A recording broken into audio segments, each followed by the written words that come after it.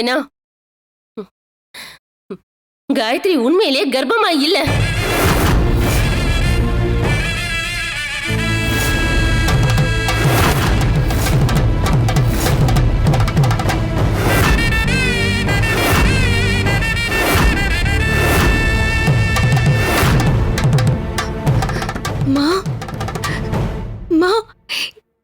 என்னம்மா சொல்ற? நான் கர்ப்பமா இல்லையா? ஆமாண்டி, நீ கர்ப்பமாவே இல்ல. அது எனக்கு முன்னாலே தெரியும். ஏண்டி காயத்ரி கர்ப்பமா இல்லைன்னு உனக்கு முன்னாடியே தெரிஞ்சிருக்கு. அப்புறம் ஏண்டி இதை இவ்வளவு பெரிய பிரச்சனையாக்கி காயத்ரி அந்த வீட்டுக்கு கல்யாணம் பண்ணி கொடுக்கணும்னு நினைச்ச? சொல்லடி. உங்களுக்கெல்லாம் சொல்லி புரிய வைக்க முடியாது. நான் சொல்றத மட்டும் கேளுங்க. அம்மா, என்னம்மா சொல்ற? என் வயித்துல குழந்தை இல்லங்கிற, நான் கர்ப்பம் இல்லங்கிற, ஏமா இப்படிலாம் சொல்ற? என்ன ஆச்சு உனக்கு?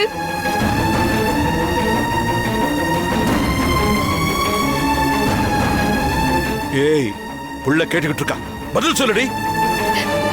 பதில் சொல்றி. ஏண்டி இப்படி அமைதியாவே இருக்க? என்ன பண்றீங்க? என்னையா எல்லாத்துக்கும் கைவோங்கற?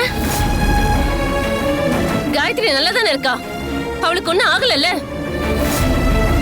காயத்ரி கர்ப்பமா இல்லங்கிறது எனக்கு முன்னாடியே தெரியும். அவ சந்தோஷம் விரும்பினதும் உண்மை. அவன் கூட பழகுனதும் உண்மை. ஆனா அவ உண்டாகல. அவ புள்ள தாச்சின்னு சொல்லி ஏமாத்தி நான் தான் இப்படி ஒரு காரியத்தை பண்ணேன்.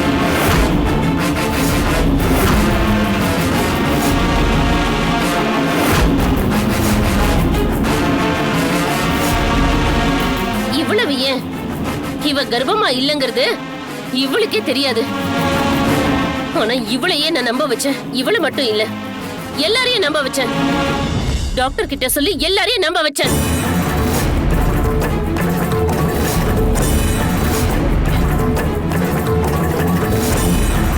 அடச்சி,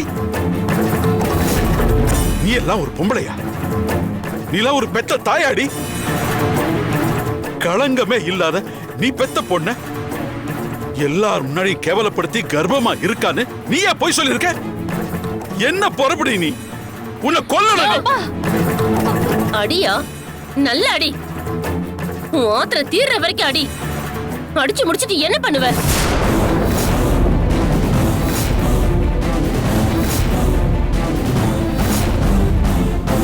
உன்னை கல்யாணம் பண்ணி இத்தனை வருஷம் கூட குடும்பம் பண்ணனே, எனக்கு இதுவும் வேணும் இன்னமும் வேணும். நல்ல அடியா, அடி. ஏன் நிறுத்திட்ட? உன் ஆத்திரம் தீர அடி. உன்னால என்ன அடிக்க மட்டும்தானே முடியும்? அதை தாண்டி இந்த குடும்பத்துக்கு ஒரு ஆம்பளையா உன்னால என்ன பண்ணி கிழிக்க முடியும்?